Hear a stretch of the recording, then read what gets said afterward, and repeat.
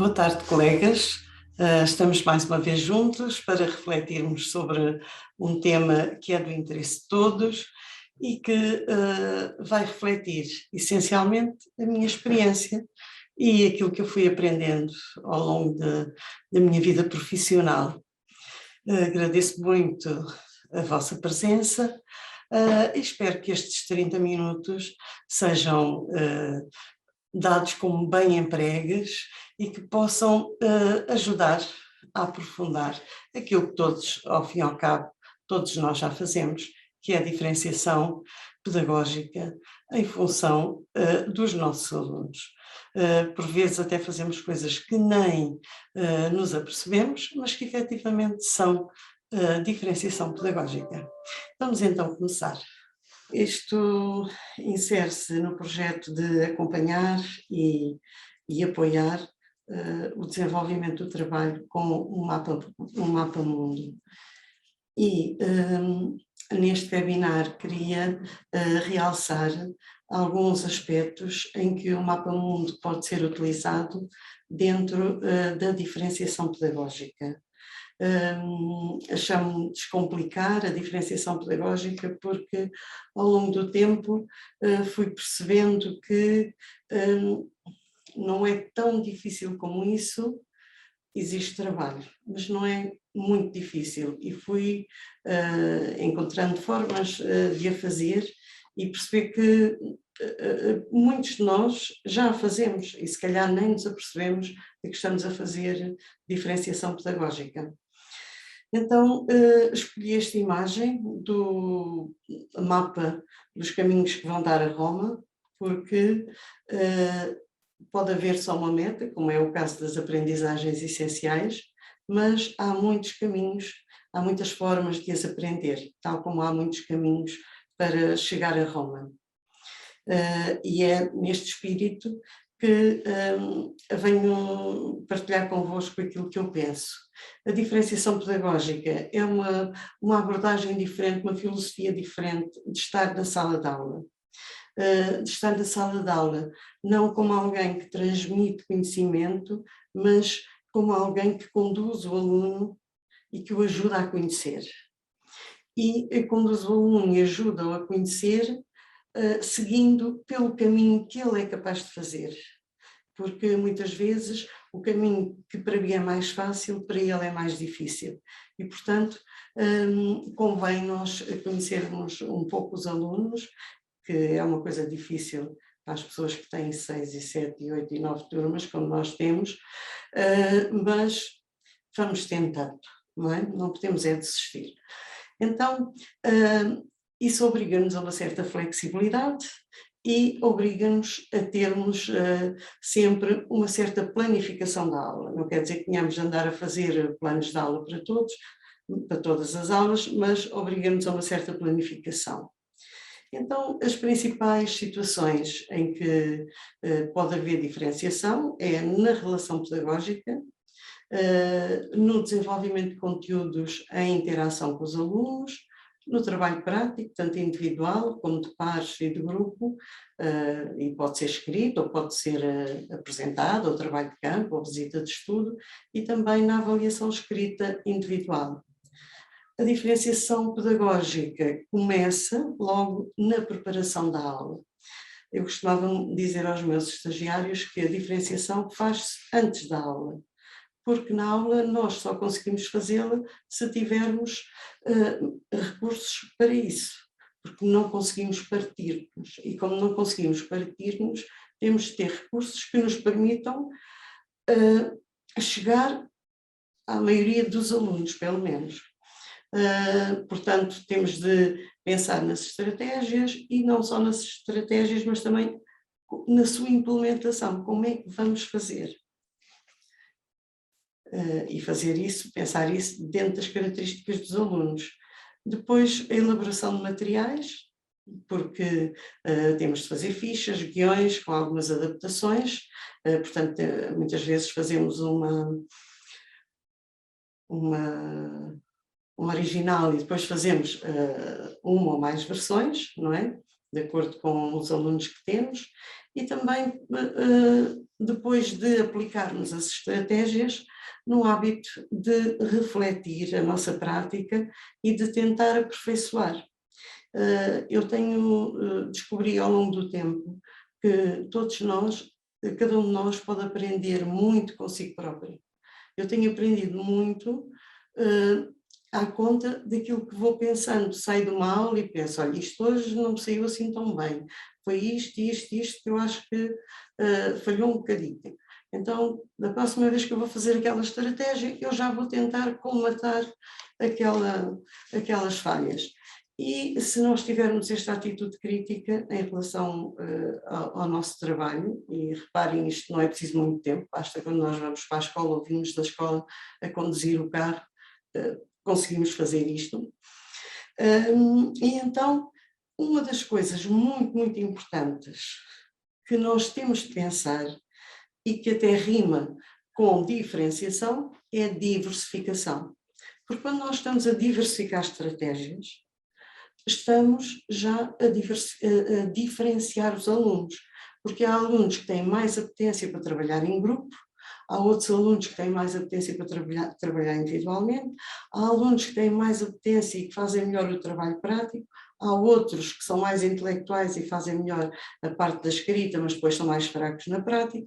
E, portanto, se nós diferenciarmos as estratégias, tanto de aprendizagem como de avaliação, só o facto de diferenciarmos isso, estamos já a fazer a diferenciação, porque estamos a dar a todos os alunos a mesma oportunidade de brilharem, a mesma oportunidade de ultrapassarem dificuldades. Quando fazemos sempre da mesma maneira, estamos sempre a facilitar a vida a uns e a dificultar a outros. Aqueles que têm a vida facilitada podem obter mais resultados, mas não ganham resiliência. Aqueles que têm a vida mais dificultada têm piores resultados, mas ganham resiliência. Ora, se nós diversificarmos, os dois vão aprender e vão ganhar resiliência. Isso é que é importante, é que todos cresçam.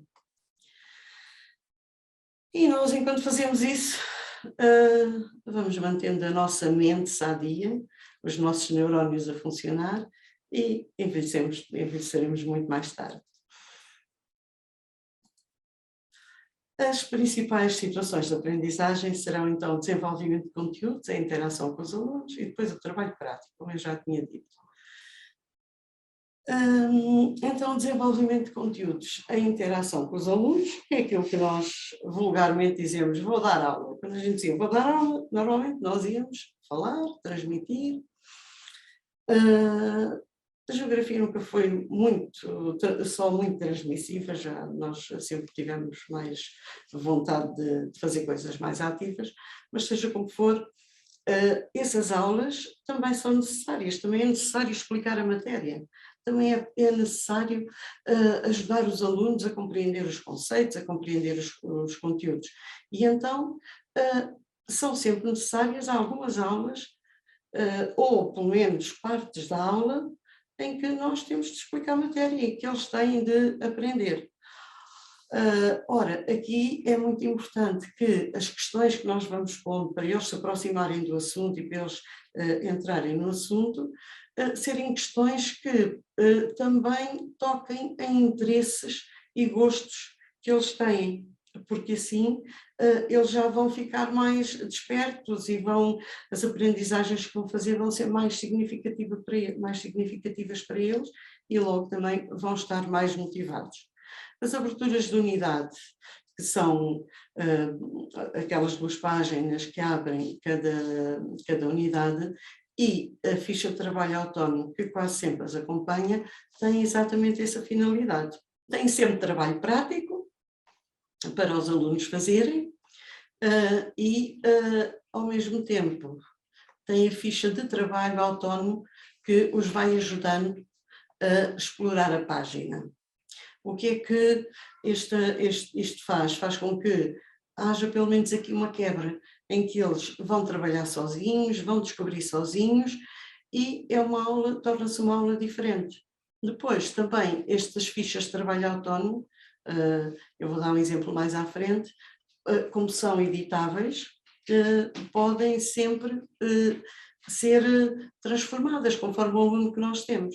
conforme as dificuldades que nós temos na turma, nós podemos adequar estas fichas de trabalho e assim eles também serem capazes de explorar melhor. Por outro lado, quando eles estão a fazer este tipo de trabalho, como estão a trabalhar sozinhos e nem todos nos chamam, nós também ficamos mais livres para podermos ir apoiar aqueles que nós achamos que precisam mais do nosso apoio e assim temos mais oportunidade de lhes dar, de os orientar no caminho deles, no caminho próprio deles. Também o Descobre é também outra forma de motivação e se repararem, se passarem os descobres do manual, eles são diversificados, as tarefas, as situações que são propostas são bastante diversificadas. Portanto, temos aqui já a possibilidade de fazer motivação de forma diferente de cada vez que começamos um pequeno bloco de matéria, uma pequena unidade de matéria e isso também já nos vai tirar um pouco de trabalho e vai ser motivador para os alunos. Portanto, este aqui já tem 2 páginas e tem um exercício diferente do outro tinha uma história que eles tinham de compreender e, portanto, a diversificação é fundamental e por isso, se repararem, ao longo do manual tem sempre uma diversificação grande, tanto nas aberturas dos subtemas, como depois nestes descobre das pequenas unidades. Além disso, a aula digital, não temos tempo de estar aqui a explorar, mas abri aqui só a primeira parte, aqui tem como se diz, as tipologias, desde a animação, a teste, links, jogos, portanto há aqui também uma grande diversidade.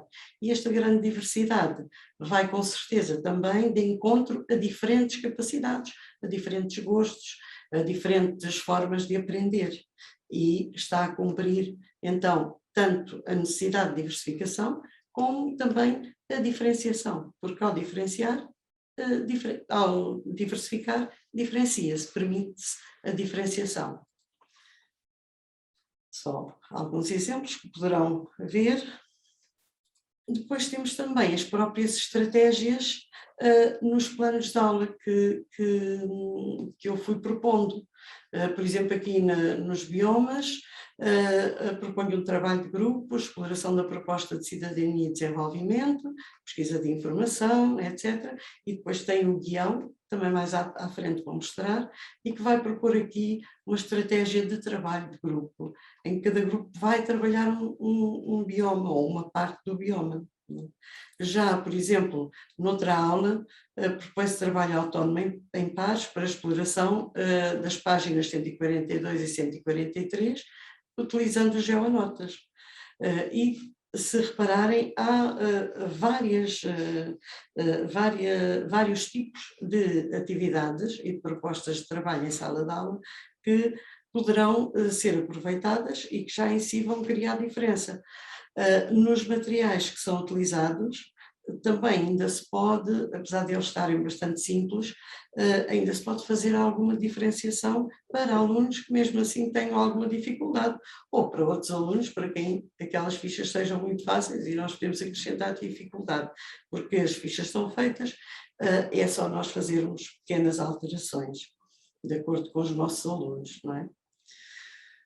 Depois, além da motivação, quando estamos a construir os conteúdos e os conceitos com os alunos, também é bom explicar as coisas de forma diferente, usando exemplos e apoiando-nos em recursos diversificados, não é? O vídeo, a apresentação, um texto, uma imagem, um mapa de parede.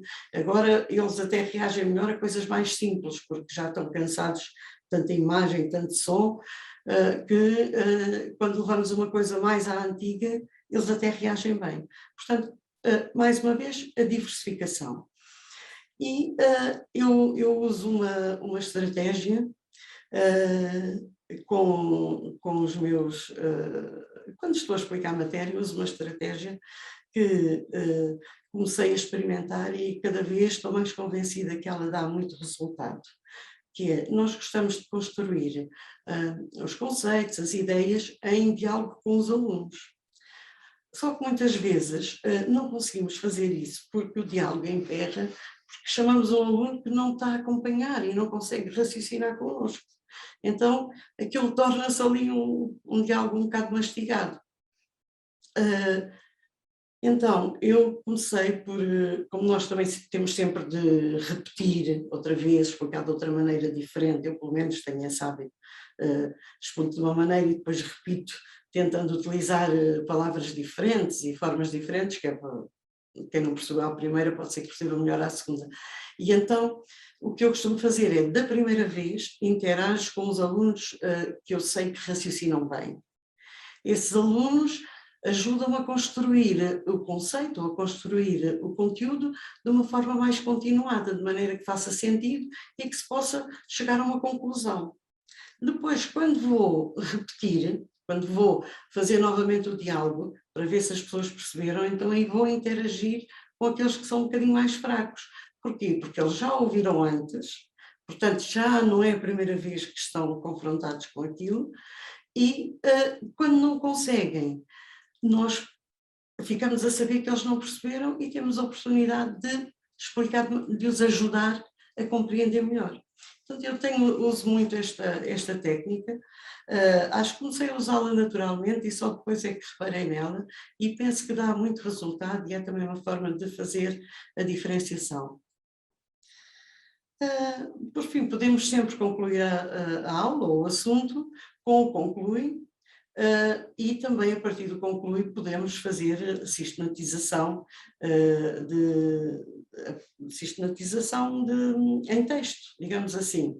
Temos aqui um esquema da zona quente ou intertropical e eu faço às vezes um exercício, que é, portanto, exploro com eles e aproveita-se para se fazer mais uma vez em diálogo a revisão da matéria e depois peço-lhes ou dou-lhes, se sobrar um bocadinho de tempo na aula, que normalmente não sobra, mas proponho sempre isso para casa e depois os que fazem, fazem, os que não fazem, a gente não pode chegar a tudo, não é?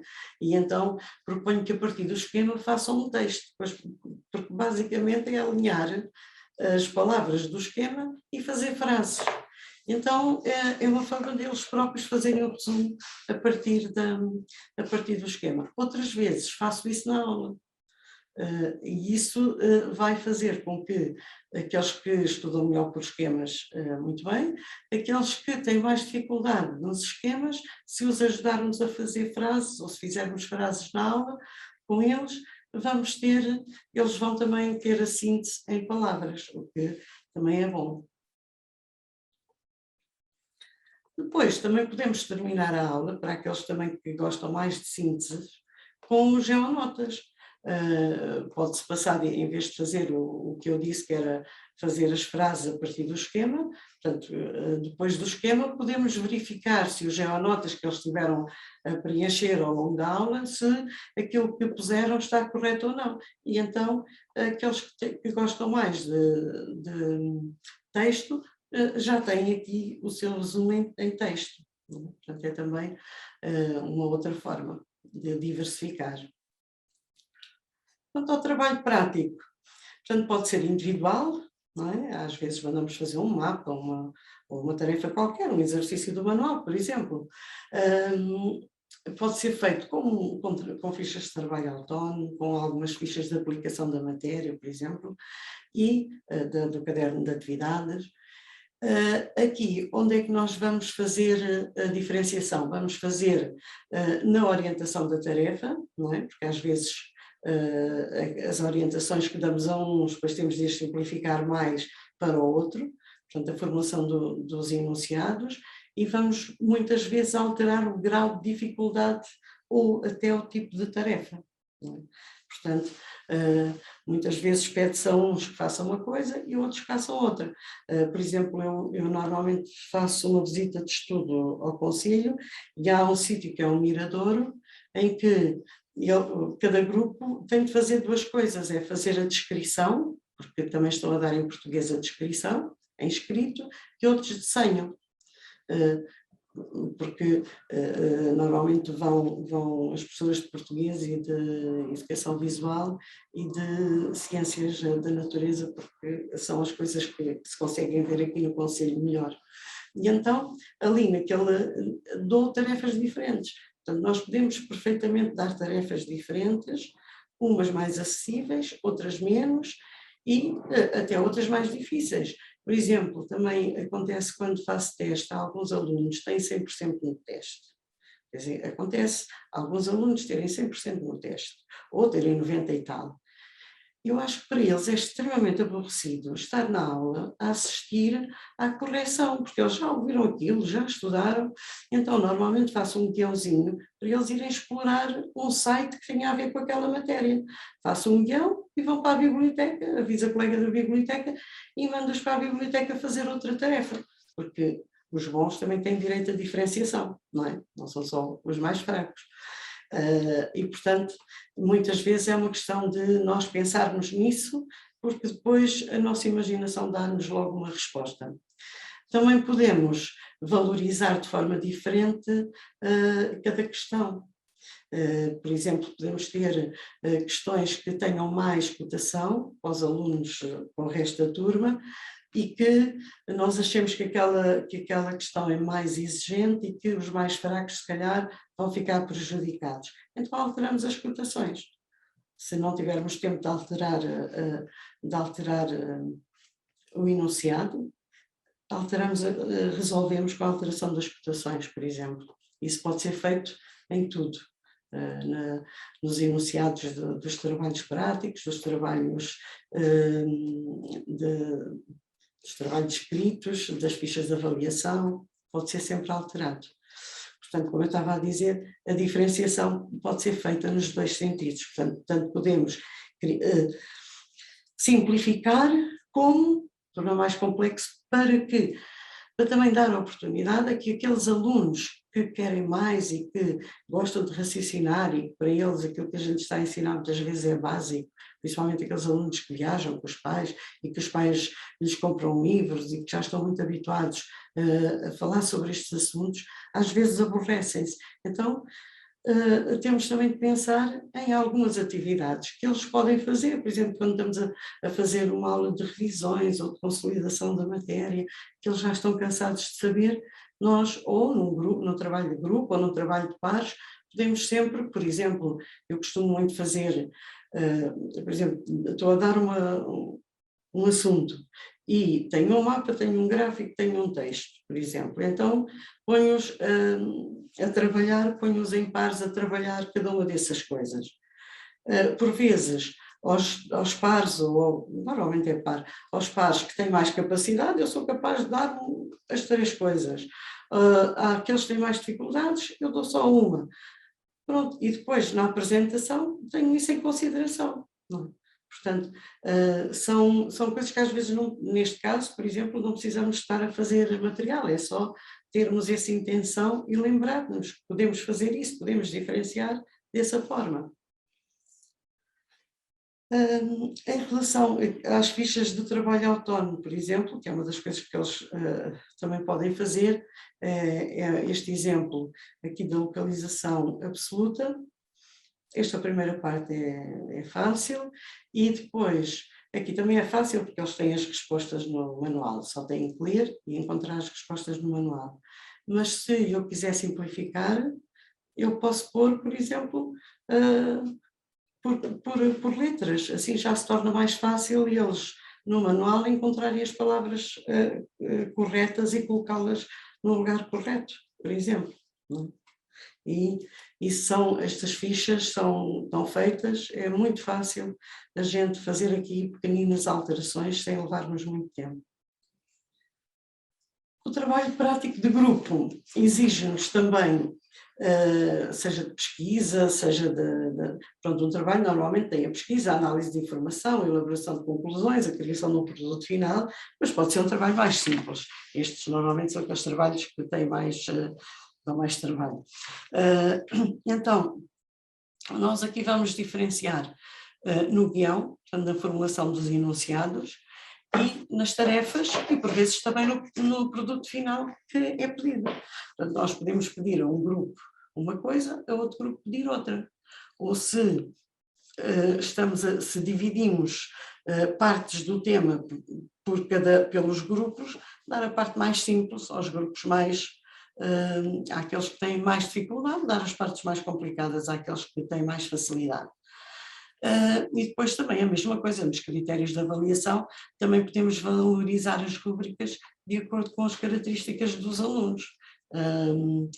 Eu tive uma aluna que era muitíssimo boa na oralidade, mas não tinha jeito para a escrita, era muito esquemática, só sabia escrever por tópicos. Então ela raramente tinha muito bom. Mas eu dava-lhe sempre 5, porque ela sabia a matéria, sabia explicá-la, sabia responder, sabia explicar aos colegas, e portanto eu nela valorizava sempre mais a participação oral do que a escrita, que é coisa que nós agora infelizmente não podemos fazer com estes critérios, mas eu acabo por fazer sempre. Também podemos agrupar os alunos de forma estratégica, por níveis de capacidade de trabalho, juntar os alunos que são um bocadinho mais fracos e juntar os alunos de acordo com as suas capacidades, digamos assim, fazer grupos de nível.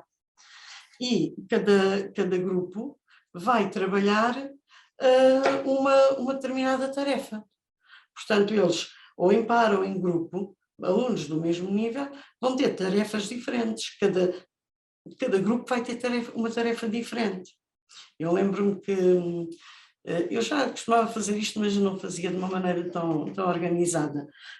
Mas fiz uma vez uma ação de formação, já há mais de 20 anos, se calhar, não sei, sobre diferenciação pedagógica, e nessa altura fiz um trabalho.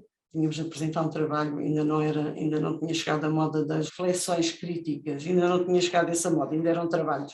E então eu tive de planear uma sequência de aulas com diferenciação, e uma das coisas que escolhi foi exatamente esta, o diferenciar de acordo com os níveis dos alunos. E resultou muito bem. Portanto, às vezes também depende das turmas. Nós também temos às vezes que ser um bocadinho flexíveis em relação às turmas. E então fiz isso, cada grupo tem uma tarefa diferente, as tarefas mais simples ou que têm mais a ver com a maneira de ser daqueles alunos vão para um grupo. As tarefas mais complicadas, ou mesmo que não sejam mais complicadas, mas para as quais outro grupo tem mais apetência, vão para outro grupo. E assim eles trabalham, e isto tem uma vantagem, é que os alunos mais fracos normalmente ficam um bocado pendurados nos melhores, e por isso muitas vezes no trabalho de grupo trabalham 2, máximo 3, e os outros penduram-se. Acontece muito isso, sobretudo aqueles que não têm muita autoestima, porque acham que os outros sabem e nem se atrevem a dizer mais do que eles. Então ficam ali um bocadinho quietinhos, um bocadinho sossegados, ou a fazer barulho, conforme a maneira de ser deles, e acabam por não aprender nada. Desta forma, não podem encostar-se à sombra de ninguém, têm de trabalhar, porque não têm lá nenhum aluno que sabe para fazer. E vão ter a oportunidade de eles fazerem por eles próprios, e assim têm a oportunidade de aprender. Enquanto também os grupos que têm um trabalho mais complicado têm também a oportunidade de ir mais além. Portanto, estamos a diferenciar para uns e a diferenciar para outros. E às vezes temos grandes surpresas. Eu descobri às vezes a fazer isso, a pôr alunos que tinham piores notas, que eram mais fracos na participação, e que depois em trabalho de grupo trabalhavam muitíssimo bem. E portanto, dá-se-lhes essa oportunidade, e se eles estivessem incluídos noutros grupos, provavelmente não eram capazes de mostrar essa sua capacidade. Ou então, podemos fazer grupos mistos, não é? Em que há alunos diferentes níveis, e aí fazemos os guiões e os critérios de avaliação iguais para todos, Mas dentro do par ou do grupo, as rúbricas e os critérios poderão ser diferenciados. Se eu, por exemplo, falo com um aluno que eu sei que é um aluno atento, que é um aluno que sabe ensinar outro, que tem responsabilidade, se eu falo com ele e me digo, olha, vais ter este aluno assim, assim no teu grupo. Eu gostava que tu fizesses assim ou fizesses assado. Se esse aluno vai assumir essa responsabilidade tem de ser valorizada. Não é? E, portanto, nós podemos fazer esta diferenciação para sermos mais justos, para sermos mais capazes de criar situações em que todos possam aprender, mas, ao mesmo tempo, também criar situações que sejam avaliadas de acordo com aquilo que cada um faz. Neste caso, temos a vantagem dos mais capazes ajudarem os mais fracos. Isto é aquilo que eu já disse, não é? Pode haver uma conversa particular com algum que assuma mais responsabilidade de ajudar o outro a descobrir o caminho, ou pelo menos de fazer com que todos participem, com que nenhum fique pendurado. Não? Isso também nós podemos fazer quando fazemos nos trabalhos de grupo, vamos à autoavaliação. Normalmente a autoavaliação vai fazer com que todos trabalhem, porque senão eles depois não têm nota para dar àqueles que não trabalham. Também é uma forma de fazer isso. Aqui o exemplo do guião de trabalho 7, que é sobre os biomas, que eu lá atrás já tinha referido numa daquelas propostas de estratégia. E então aqui cada grupo, não é? O grupo vão estudar diferentes biomas, o vosso grupo vai investigar os problemas relativos apenas a um e vão aplicar o conhecimento dessas disciplinas. Então, eles têm aqui o bioma que vão escolher ou que nós escolhermos. Não é? Nós normalmente deixamos de escolher, mas se quisermos fazer a diferenciação porque temos alunos que precisam disso, podemos perfeitamente dar o assunto, dar os guiões e o tema, mesmo até às vezes fazendo parecer que é aleatório, não é? Às vezes eu consigo fazer isso. Finjo que é aleatório e digo, não, isto é à sorte, mas depois arranjo maneira de dar aos mais fracos a determinados grupos, a um ou dois grupos que normalmente são os das pontas, que é os melhores e os piores, arranjo sempre maneira de dar esses guiões diferenciados. E a avaliação escrita, que isso é aquilo que nós já temos mais prática, não é? Portanto, a formulação do enunciado, desdobramos questões, pomos questões que são de escrita, portanto, de desenvolvimento, ou precisa de escrever 2 ou 3 frases, vamos pô-las, sei lá, em verdadeiro ou falso, ou de outra forma. Muitas vezes, para alguns, é necessário também de letra, até a cor do papel. Eu descobri aqui há uns anos atrás que os disléxicos leem melhor se o papel tiver cor. Também pode ser o tamanho da letra, a cor, o papel, mas o mais normal é fazermos a simplificação de figuras ou darmos uma orientação mais específica. Por exemplo, há perguntas que nós podemos desdobrar, por exemplo, quando se manda calcular a distância real entre 2 lugares. Nós podemos fazer essa pergunta e há alunos que conseguem construir o problema desde o princípio. Há outros que não conseguem, mas se nós dissermos, repara, transcreve a escala do mapa, mede a distância entre a cidade tal e tal no mapa, agora estabelece a proporção e, dando-lhe os passos, eles até conseguem fazer, não conseguem fazer tudo de fio a pavio. Não é? Portanto, também pode ser uma pergunta assim desdobrada. E também pode haver os critérios de avaliação. Como sabem, as fichas que estão neste projeto estão todas com 3 versões, A e B e uma mais simplificada.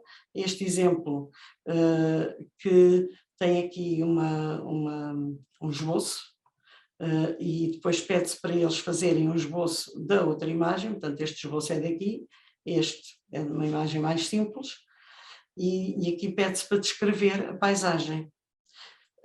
Ao passo que, deste lado, na mais simples, aqui a primeira indica o tipo de observação que fizeste, tem escolha para eles, assinala, identifica o rio, estava aqui a identificar a paisagem que corresponde ao esboço da figura 1, que é o esboço da figura, aqui tenho o Vale do Douro e o Vale do Rio, porque assim é mais fácil para eles. E depois completo o esboço da paisagem, já tenho aqui os planos definidos, e descreve uma das paisagens à tua escolha e tenho aqui a separação dos 3 planos.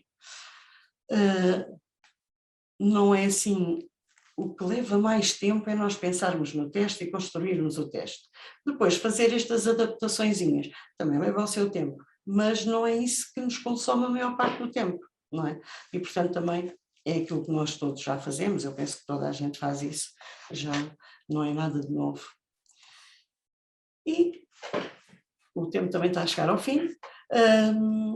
Fazer a diferenciação pedagógica, mesmo descomplicando, exige atenção às características dos alunos, reflexão e trabalho. Exige sempre trabalho, não se vai dizer que não, porque exige. Mas se nós tivermos este cuidado de a preparar antes, portanto, levar os materiais já adaptados a essa diferenciação, vai ser muito mais fácil nós adaptarmos, fazermos a adaptação da aprendizagem. Claro que, como nós temos muitos braços, muitas mãos e um coração que não nos deixa de existir, nós, professores, conseguimos fazer isto, não é? Vocês sabem porque conseguem. Deixo também aqui algumas sugestões de sites, se tiverem vontade de ver e tempo, e agradeço a atenção que deram a este assunto, não tanto porque me estiveram a ouvir, mas porque isso significa que ainda querem progredir e que são daqueles que querem sempre fazer melhor pelos seus alunos, e isso é uma coisa muito grata, é muito grata para mim, que sou professora de coração, e é muito grata porque quando penso nos alunos, penso que eles são filhos de alguém, e como eu sempre também gostei que se preocupassem com os meus filhos, acho que é esse também a nossa missão. Muito obrigada e bom trabalho a todos.